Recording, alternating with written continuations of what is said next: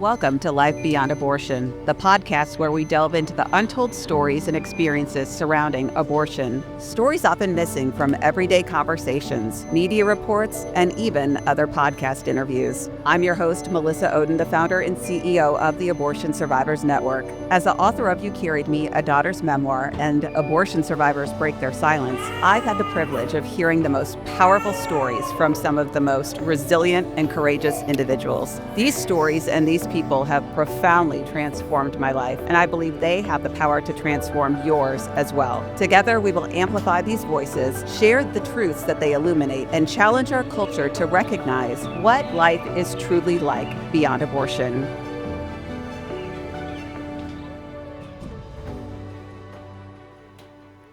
Thank you for joining me for this episode of Life Beyond Abortion. I am honored to have a guest joining me this week who has a really important voice, a really important experience to share when it comes to the whole conversation about abortion and life.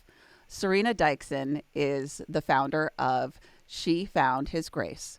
And like many of us who are involved in the pro-life movement, she had a personal experience or two that opened her eyes and her heart to the needs of other people and our culture. I hope that you lean in and listen to Serena and my conversation, and you're both challenged and encouraged by what we have to say. Serena, thank you for joining me. Thank you so much for having me on today. It's such an honor. People may recognize your name. They might recognize the name of your ministry. And we'll get to that. But I think to know why you do what you do, Serena, just like when people sort of get to know me, right? They're like, you do what? Why? How? And I always say, well, in order to know me, you need to know what I've gone through. You need to know what the Lord has done for me. And, you know, you and I are very similar in that respect. You've been impacted in your life by abortion, and it opened your eyes and your heart to the world. So I just want to throw it out to you. You know, what would you like the world to know about you and what's led you to this place? Mm-hmm. Yeah, thank you for asking. So I was sexually assaulted at the age of 13, and I had never heard the word abortion before. And we went to our family doctor who confirmed an unplanned pregnancy. And that was the first time I had heard the word abortion. And that was the only thing he offered our family. And I remember my mom just saying, yes, this is what we're going to do. And the next thing I knew, we were at an abortion clinic. And I was separated from my parents. I was taken to a room, and the only thing that I knew that was happening was they said, this is just a clump of cells. I didn't know what was happening. I had no idea. And so all I can remember is thinking, well, I'm at a doctor's office, so they must be here to help our family. And so when they asked if I was ready for the abortion, I said I was ready, and I remember the abortionist saying, this won't take long. And as a 13-year-old, I remember looking around thinking, man, this place is really dirty. And that stood out in my mind, that it was such a dirty place. And so the abortionist, when he walked in, he said, this won't take long. And what I can tell you is that what happened was the most painful thing that I've ever experienced in my life. And I remember screaming for help, and him just looking at me and just saying, shut up. And after the procedure was done, I was taken to a room, and I remember these vinyl, ugly brown recliners, and there were other people in the room, but no one spoke to each other. And when it was time for me to go, I had hemorrhaged everywhere. And my dad just picked me up, put me over his shoulder, and took me out of the abortion clinic. And we never talked about what happened. Just actually this year, my mom shared how the abortion clinic actually called the police on her when she went to go help me. And also during that time, the result of that abortion, my mom ended up in a mental hospital for 2 weeks after, and our family just never recovered after that abortion. My parents split up, and I went through a lot of depression, but I didn't connect the dots of why I was hurting. All I knew was that that was such a traumatic experience for me. And my uncle who assaulted me, he did end up going to prison, but he got back out, and he ended up assaulting other women afterwards. So it never really stopped him. The abortion never stopped him from doing what he was doing. And the abortion clinic that I was taken to was eventually shut down because they were not reporting other minors being taken to the clinic. And so I'm so thankful for other pro-life people who ended up going to the clinic and finding out what was happening, and they were able to shut this clinic down. When I was actually, fast forward to when I was 16, I faced another unplanned pregnancy. Still didn't understand much about Planned Parenthood, and ended up at Planned Parenthood, and they said, "You're young, you're poor, you're in school, you should abort this baby." And at 13, I didn't know what abortion was, but at 16, I did. And I asked my boyfriend at the time, we were sitting in his car, and I just said, "Hey, what do you think about this abortion?" And he, at the time, he said, that's what we should do. He grew up in a Christian family, but they never talked about abortion. And I knew that I would never have another abortion again. And so I shared my story with him for the first time. And he said, "I don't know how we'll figure it out, but we'll figure it out." And we chose life that day. And I'm so thankful for a church family that came around us and loved us and supported us. And we were both able to graduate high school. We got married, and by the time we were 23, we thought we are beating the odds. We had 2 little kids. Life was good until I had a miscarriage, and it rocked my world. I struggled with depression. Our marriage started to suffer. And what I didn't realize at the time is that I had a double grief. I was hurting from the abortion, and now I have the pain of a miscarriage. And we didn't know how to walk through that. We didn't know there was help. And I also struggled with, I didn't want anybody to know about that, about the abortion. I thought, if people in my church knew that I had an abortion, that they would reject me, that they would cast me out, that I was not welcome there. And so I didn't want to tell anybody about the abortion. The abortion resulted in, a couple years after my miscarriage, I had an ovary rupture, and I nearly lost my life. And by the time I was 29, I had to have a complete hysterectomy. And we look back and now know that was all part of that. We didn't know at the time. And then by the time my kids hit middle school, I was struggling with being a mom and a wife. And at one point, I moved out of our house. And my plan was just to bless my husband out, to have a better wife, to find a better mother for our children. And it was during that time that I turned to drugs and alcohol, and I didn't want to feel anything. I was partying every single weekend. And one particular night, I found myself in a place where I knew that if I got behind the wheel and I drove home, that I was probably going to get pulled over and I was going to go to jail, and I didn't want to go to jail. And I started to text people to come and get me. And one by one, people told me no, they were not going to come and rescue me. It was no longer funny.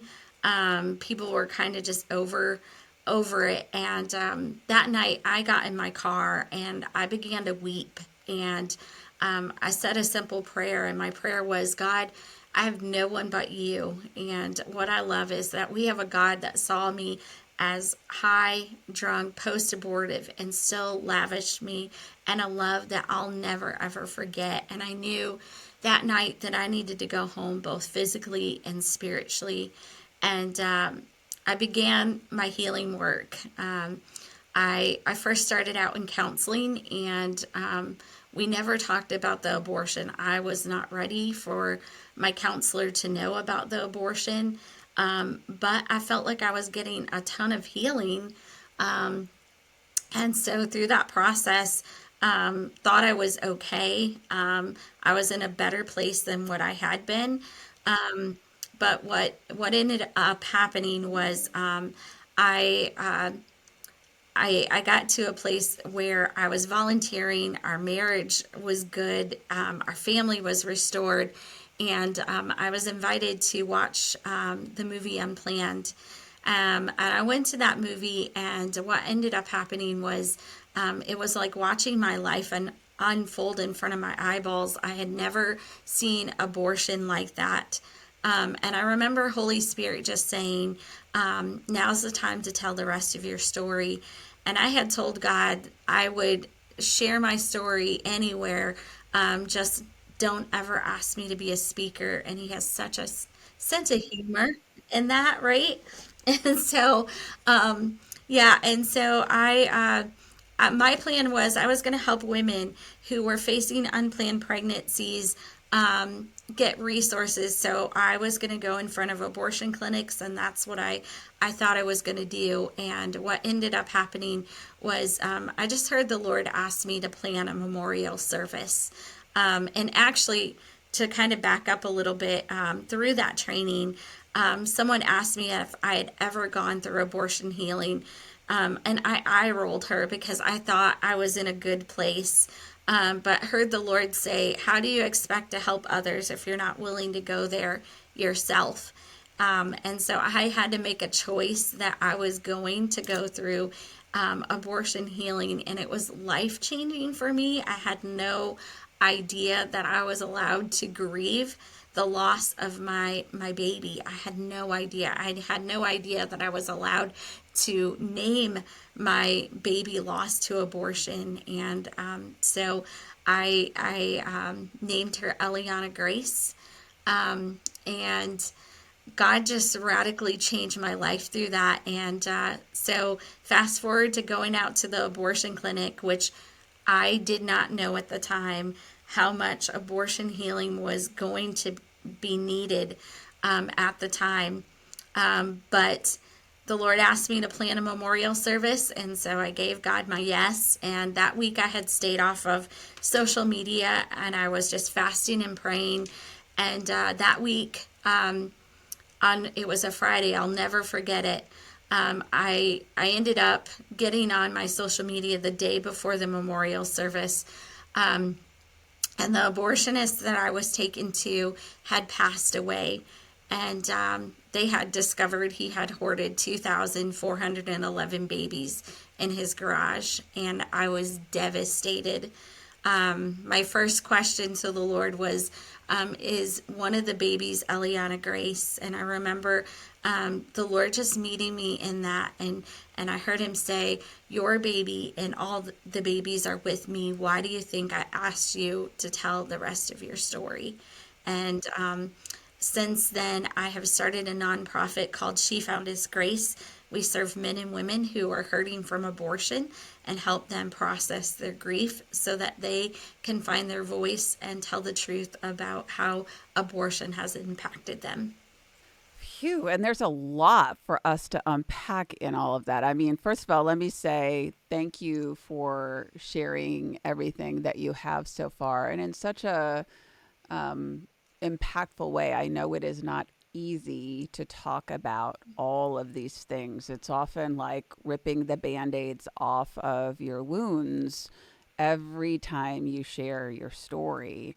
And even though there's healing to be found in that and empowerment, yeah, it is hard to, even after you've gone through healing, be ripping your band-aids off and then slapping band-aids on other people at the same time, right? Through their own healing. So just know that I see you in that, and I can relate. Even though we've had different abortion experiences, we both know what it's like to live with the impact and then live with the grace of healing and how God calls on us to serve other people, but that it's a lot some days. And it's Yeah. a lot when we live in a culture that is inundated with abortion. So, even when you were talking about going into that memorial service and then being on social media and seeing about Dr. Klopfer's death, even though people who maybe aren't as highly involved in the pro-life movement the way we are, Serena, even though they may remember his name or maybe remember the story in passing, I think it's a essentially a trigger. I mean, I know our culture loves to use the word trigger, but from a healing standpoint, I'll use it to say, right, it's a bit triggering for someone who's been impacted by abortion to come face to face with your abortionist, even in their passing, and then see that they're hoarding the bodies of babies that they aborted. I mean, I think to me that is cultural gaslighting at its finest for the abortion industry and their lobby and the media that pushes their narrative, for them to like essentially turn a blind eye to that or to Kermit Gosnell and be like, no, right, nothing to see here. No, those were 2,400 plus babies. Those were 2,400 plus mothers and fathers impacted by it, and families, and the abortionist and the clinic workers, and, right? Every single one of those babies were someone, and they were connected to other people. And at the end of the day, that is a lie from the enemy that abortion does not leave an impact. Right. Absolutely. And I want to acknowledge that what you went through at the age of 13 is an absolute tragedy. I am so sorry that you experienced what you did. Yeah. No child should ever have to go through that. But I think you raised, I mean, so many points that I want people to really like listen through again and pass along to other people and maybe wrestle with for a while to say, what should have been done for you, Serena, at the age of 13, right? What should have been offered to your parents? What should have happened at that abortion clinic? What should have happened after you left the abortion clinic that could have helped you not be then led on a path to, at the age of 16, facing another crisis and a pregnancy, right? And then years later, the grief of abortion and miscarriage and the way that bumped up against your identity as a wife and a mother. My birth mother's experience was slightly different than yours in the respect that her abortion wasn't successful. But I can tell you that my half sisters have said, right, we knew there was something wrong with mom, something we didn't know, something that we didn't give a name to, but we knew that there was a wall there. And so I hope people can listen to everything that you've said so far to say, all right, Serena, we see you and we hear you, and we see what God has done in your life. But if our culture continues the narrative that abortion is a choice and a right, and at the age of 13 that is the best choice, that it is compassionate in the cases of rape or incest, right? Let's move this needle out a little bit to say, all right, Serena, what do you have to say about all of those pieces? Right. So for me, I know that the doctor who recommended abortion deeply regrets even suggesting that. He now recognizes that he had a misplaced compassion, and he will live with that for the rest of his life.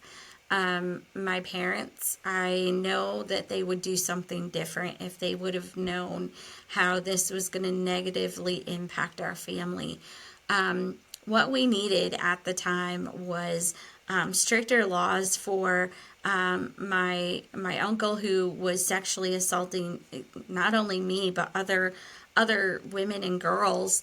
Instead of him getting offending, being put in jail and out, like let's really go after this thing so that he can't hurt others. We needed counseling. I know that our family at the time could not afford counseling, and it's super expensive. I know, as an adult now, going through counseling and going through healing, it's expensive, and I'm thankful that our organization is able to offer discounted to free counseling to people. That's super important to me, and we wanted to offer that. That was something that was needed at for our family. We needed people who knew what our family had gone through and could walk alongside of us. Be those people. If you know someone who has experienced this, walk with them, love them, see how you can support them. Simple little things as far as like, hey, you know what? Don't worry about dinner. Let us bring dinner over. Let us sit with you. What do you need this week? And those were the things that we needed. And also people that would have just said, hey, you know what? It's going to be okay. Let's help you come up with, an adoption plan or whatever that would have looked like for our family. And I think if we would have had those people in our corner, things would have looked way different than what we experienced. And I know God is not wasting what I have gone through. And so I do talk about this experience because I think people have such a misplaced compassion. I know when I've been asked to speak on exceptions, there are times where people will say, I've heard from the rapist and I've heard the side of the baby. What about Susie Q? And I'm like, I'm right here. Like, did you not hear anything that I've said to speak into what about the 13-year-old who's been sexually assaulted? And I think sometimes the frustrating part for me is that I don't think people listen to, they get stuck in their own trauma, or, sometimes we find trauma in our identity, trauma as our identity, and we can't look past, hey, this is going to hurt someone. And so I think sometimes that's a frustrating part for me because I'm like, I'm telling you the story of how this negatively impacted our family. Because of that abortion, I'm, at Christmas time, I am missing someone important in my life. Like I didn't get that opportunity to be able to have my daughter ever be part of Christmas or ever be part of Mother's Day or any of those things, and that is such a tragic loss on so many levels. Yeah, and to be 13 and already be victimized, and then to be victimized by that abortion and the lack of support, it is systemic right? In terms of the lack of care. And, Mm-hmm. I've worked in the field of sexual assault. I mean, I think people are very unprepared for that when they get to know me. They're like, "Oh, you don't know," and I'm like, "Oh, I've seen a few things, right? I've worked in the system, and for me, sitting knee to knee with people and hearing their stories, I think you and I could probably both share that what people talk about publicly and what they share with us privately Mm-hmm. can often be very different Yeah. Yeah. because of the expectations of our culture. Mm-hmm. And Yeah. I can wholeheartedly, relate, Serena, to what you're saying as you're sharing your story. And you're like, hey, do you see me? Do you Yeah. hear me? Could you acknowledge Mm-hmm. that I've had something to say about this? And it's almost like the message that we get is either implicit or explicit, which is like, oh, I'm not talking about people like you. Right. And it's like, okay, so you want to talk about victims of rape or incest who don't have regret, Mm-hmm. who aren't pro life, right? Like I mean, therein lies the most intellectually honest thing, I think, about how abortion, quote unquote, stories, I don't like the word stories, but it's the reality, right? Our experiences, Yeah. the stories that are shared by policymakers and the media, by and large, are those that fit the predominant narrative about abortion. Yep, and that's just it. It's like, yeah, there's this narrative, and I think that if they would really, sometimes I don't think they care. To be honest, it's like they just want to push abortion, and abortion never, ever, ever solved anything in our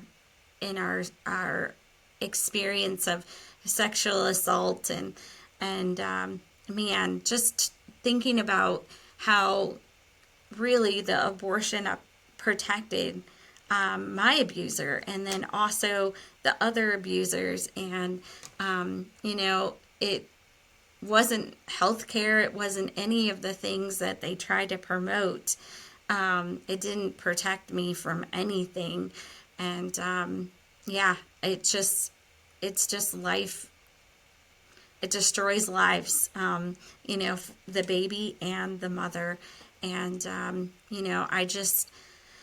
I wish people would just kind of take, get that lens of understanding, a perspective change of just how damaging this is. And I think even in the pro life movement, sometimes there's this misplaced compassion when it comes to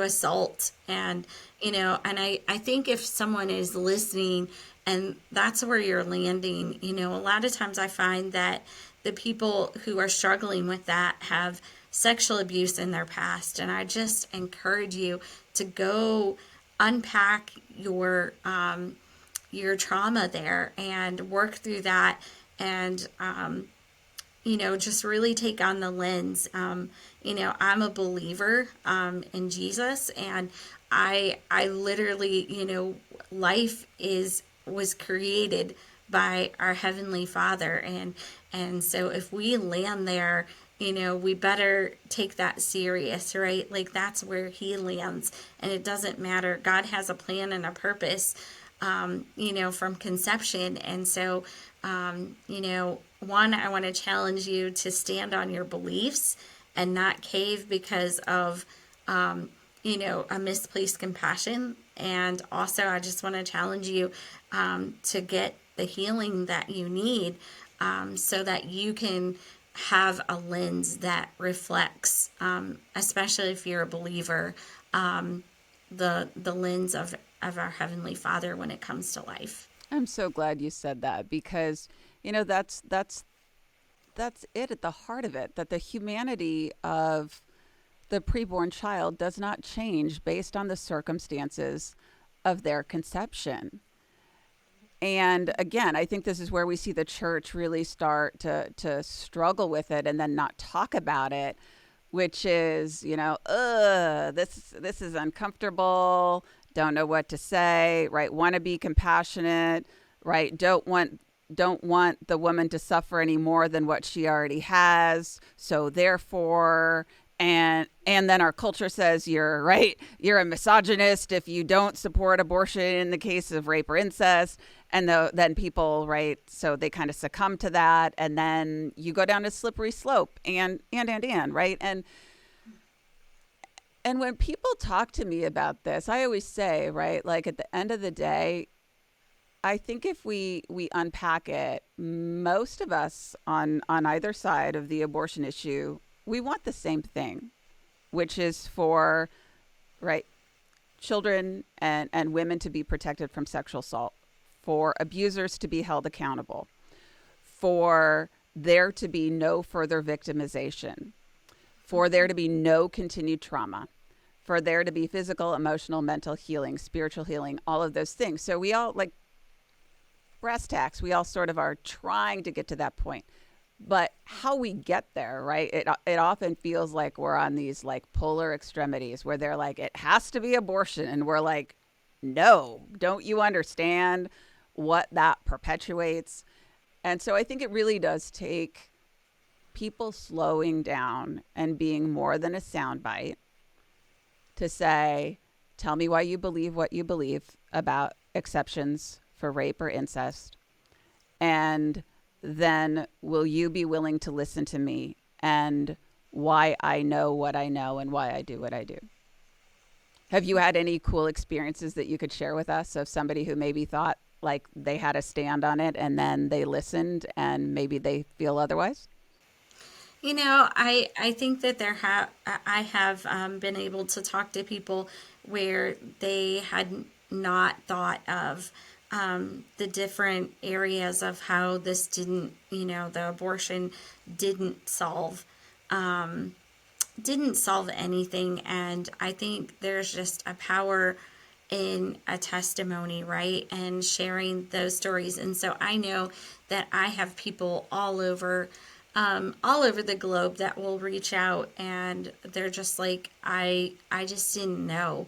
And so that's been such a huge part of why we do what we do at She Found His Grace. I know with a lot of abortion recovery, there tends to be a lot of silence and secrecy, and we just lead in a different way because there's a power in our testimony. And we overcome by the blood of the Lamb and the word of our testimony. And I think that when people hear the truth, it really helps them process it helps them process and see in a different lens. And so I do hear that a lot, where people will say that it has changed their minds. So, I did say earlier I get frustrated, but also I'm thankful for the people who have had their minds changed from hearing truth. Yeah, it's the double-edged sword, right? Of Right. man, it goes both ways, and we plant the seeds and we live our lives in such a way that we believe that, right, it's God who is going to, right, bring about the good. We're just called to be the instruments, his hand and feet, and plant the seeds. Yeah. That's just it. That's just it. And so, if there's someone that's listening today and they have not been able to find their story, their voice, I always say, the enemy tries to take our voice, but he can't have it unless we give it to him, right? And so if there's someone that's listening that they've been struggling with their past abortion, I just want to encourage you that our identity is not our abortion. It is not our trauma. And it's part of our story, and I always say it's to use for God's glory, so that we can expose the enemy for who he is. And so if there's someone that's listening today and this is part of your story and you're just feeling stuck, I encourage you to reach out. Probably like myself, sometimes we think we're in a better place than what we we are. And so we might say we don't need to take the next steps, but if nothing changes, you go through the classes and nothing changes, nothing changes. But what if something does change? And you won't know unless you take that next step. That's so true. I'm so glad you brought that up. And it's kind of made me giggle, right? Because, man, I hear that even from survivors where they're like, I just want to share my story. And I'm like, great, right? We want to empower you to do that. But before you do that, you're going to walk through our healing program. And they're like, no, no, no, no, I'm good. And there was a time where we had a retreat and we were picking some survivors up at the airport. And this one woman, I wasn't sure if she was one of our survivors. I thought so. But she looked at me and she said, you're the one who wrote that healing curriculum. She goes, I have a love-hate relationship with you. And I said, get in the van. You are clearly one of ours. I love that. Because that's it, right? Like, it is so Right. true. It is, we uncover different layers of ourselves. And I'm 33, 34 years into my own healing journey. And granted, right, that's not all the hard work, but it's different phases. And I'm never done. And it Right. doesn't mean I'm broken. It doesn't mean that God hasn't, right, brought great healing. It just means life still happens. It still happens. And I think sometimes people think they go through healing and something will happen and they're like, I'm disqualified. It's like, no, there's just another layer that we need to walk through, right? And so it's okay. But the enemy will try to tell us that we're completely disqualified, that we can't do the thing that God's called us to, and that's such a garbage. And I love how you contended for the healing of that lady for your retreat, because we are contenders for healing. And we fight for people when people don't even know how to fight for themselves. And so, I'm just such a big advocate for that, because it's like, man, you're struggling and you don't even know what you're struggling with. And you know what? We're here to walk with you. We're here to love you. We're here to see the Lord just totally take the shackles off of you so you can walk in freedom. And you can get a new identity. You will understand your identity. You're gonna be able to find freedom in places you didn't even know. And the beautiful thing I always tell people is that God could heal us in a poof, right? He could do it just like that. But I believe that God wants to journey with us, and that's the beautiful place to be, is when we want to journey with Him in the healing process. Yeah. The word accompaniment has come up a lot here recently in conversations that I've had with folks. And, I remember hearing, I think it was probably Dr. Brakalski at the Celebrate Life conference, it said, right, we're called to accompany people throughout life. And I feel like, and I think I brought that up even on the panel that we did, which was, we are called to accompany people even when it comes to healing. And sometimes people kind of stiff arm, right? It's like, no, man, I don't need you. Like, you can point me in the right direction if you want, and I'll get back to you about that. I don't need you. And sometimes people stay in that place, but other times, right, as they start to go through the healing, it's like, oh, maybe I do want to talk to you. Maybe I do want to get to know other people who I can relate to in this experience. And I feel like that is one of those shackles of the enemy, right? Of like, you are going to be isolated and alone, and you aren't going to want to talk to anybody. And so that is part of that, if people are feeling that they're stuck in the mud and this is just the way that I am. Yeah. Yeah, that's so true. And that stiff arming, like, I have a feeling that we've been on that end of things with people where they're like, I don't even know if I really like you right now. And it's like, yeah, that's pretty normal in the healing part of things, right? yeah, as leaders, we learn to live with that, right? And not take it personally of like, yeah, as you walk through this, you're going to have moments where you're like, I'm not happy right now. Like, Yeah. it was better in the box that I put on the shelf. Yeah. And I mean, my team and I have dealt with that for so many, like more times than I can count over the years of like, it was fine in the box. And because of that, I took it out of the box. And now I've got these, like, the cats are jumping out of the box and they're running my life. And I want people to hear that and think, you know what, it is okay. That is part of the Okay. process. It is. Because It's unless we're pulling this stuff out of the box, we are just like continuously stuffing it in and we think we're good, right? Of like, oh yeah, the box is fine. yeah. No, the box is ready to explode. And we don't even know personally, as the person stuffing the box, when it might explode. Right.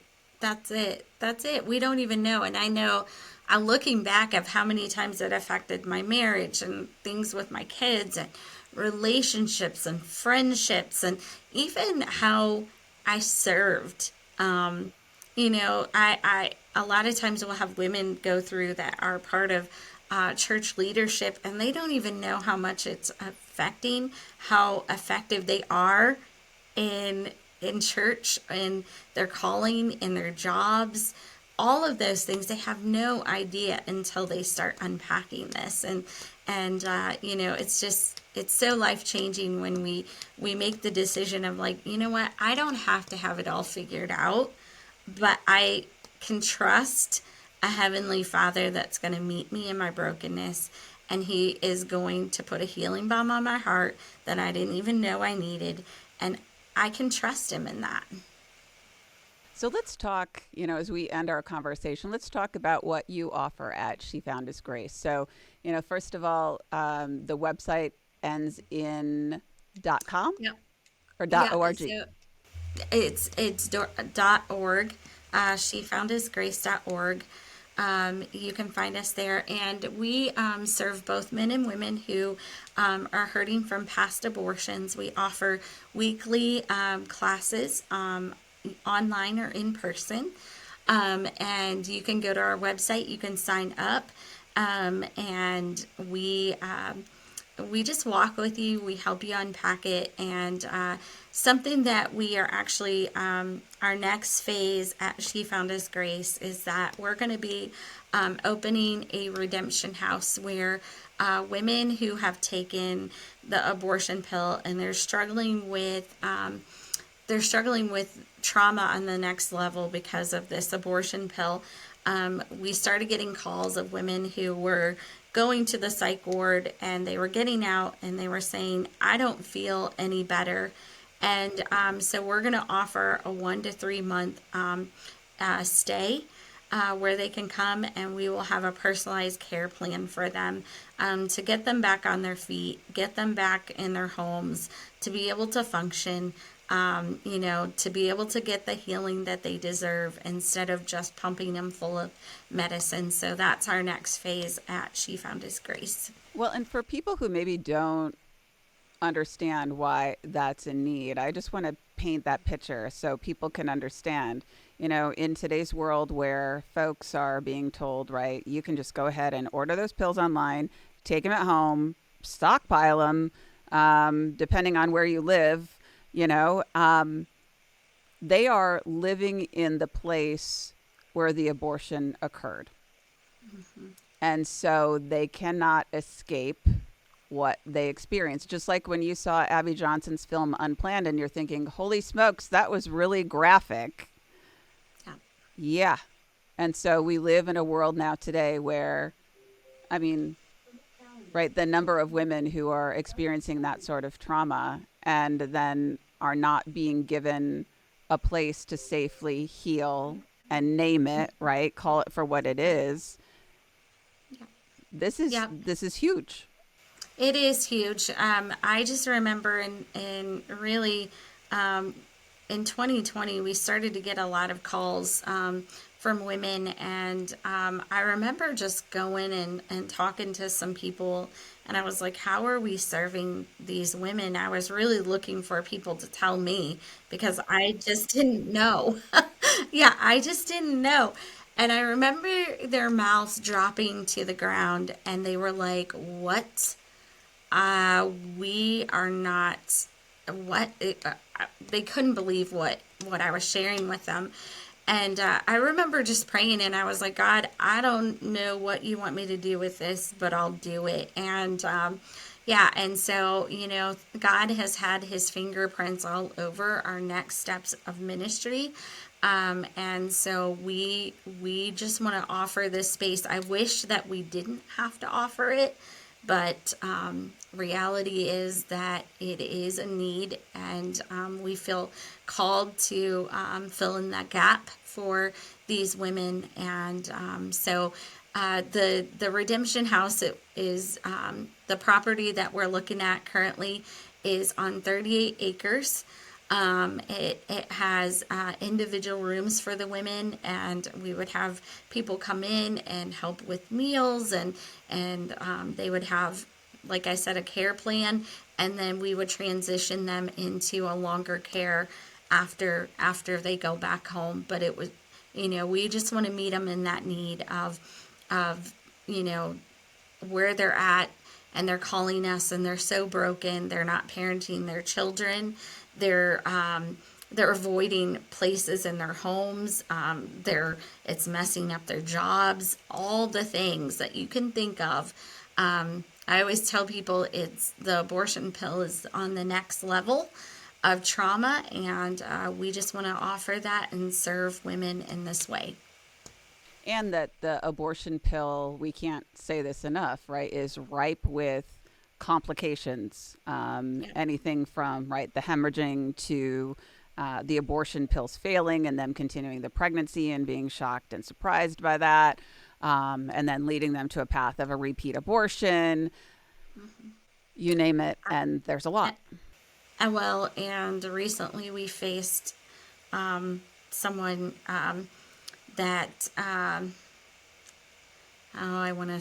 So I'm gonna say it, but they reached out. They had taken the abortion pill, and she started having complications. And just last week, we got a message that she did not make it. So there's that as well. I'm really sorry to hear that. And that, I mean, again, this is why healing matters, and this is why, finding and using your voice when God calls you to share it in the public square, it's really important that we do it because lives are at stake. The lives of not only the preborn, but the women and the men and the families that are impacted as well, and abortionists and clinic workers. Yeah, that's it. That's it. To be able to tell the truth, so we don't have these tragedies and lives. Yeah, we need to be able to be truth tellers. Well, for people who want to find out more, it is shefoundhisgrace.org. What's the easiest way for them to contact you or your team directly? Yeah, so on our website, there's actually a tab that you can contact us, fill out a form, and myself or a team member will get back to you. So just fill out a contact form on our website.